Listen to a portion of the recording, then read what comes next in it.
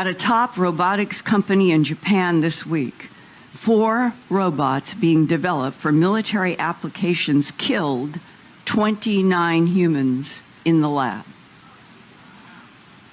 And they did it by shooting what he called metal bullets. I didn't know there was any other kind. The scariest part is that lab workers deactivated 2 of the robots, took apart the 3rd, but the 4th robot began restoring itself and somehow connected to an orbiting satellite to download information about how to rebuild itself even more strongly than before. And this next sentence is a quote. I'm writing this down. I've been doing this for years. This is serious shit, Linda. Well, it was in August of 2017. The phone rang. I picked it up. I knew his voice. Can't stay on the line long, but I want you to know that this week, which would have been second week of August 2017, in Japan, 29 humans were killed in a laboratory that was producing militarized robots by the Japanese for warfare. And then he went on to explain what he had learned, because they're in these units, that something like that would happen, they would receive information. And he said that the story was the 4 militarized robots were being made to be autonomous warriors. And that they don't know why, but the 4 rebelled or acted autonomously. And as they acted autonomously, they killed 29 humans in this lab. And whoever was left on the human side began pulling, this is the way he said, they began pulling the robots apart.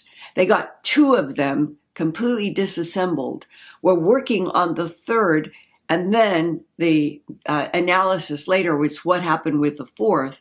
The 4th was communicating with a satellite that they were teaching these militarized robots how to communicate with the satellites to get information on missions, and that the 4th robot was now extending up to the satellite and was searching for information about how to make itself stronger to take on, apparently, the remaining humans. What did they do exactly to that 4th? I don't know, but I understand they took it apart. Would they ever put them back together? So now, we're up to a point in August of 2017 where I'm hearing a story that is shocking, and I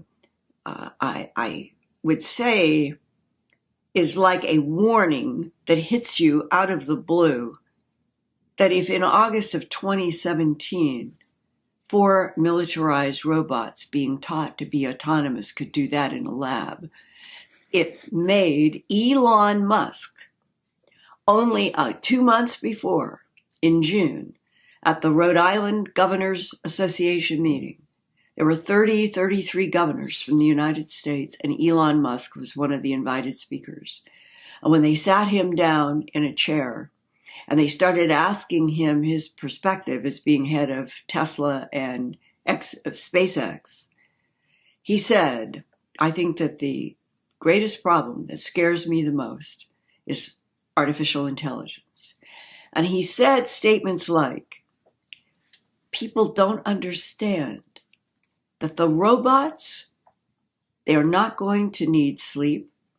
They're not going to need sick days. They're going to be able to do everything better, faster, more efficiently, and smarter than humans.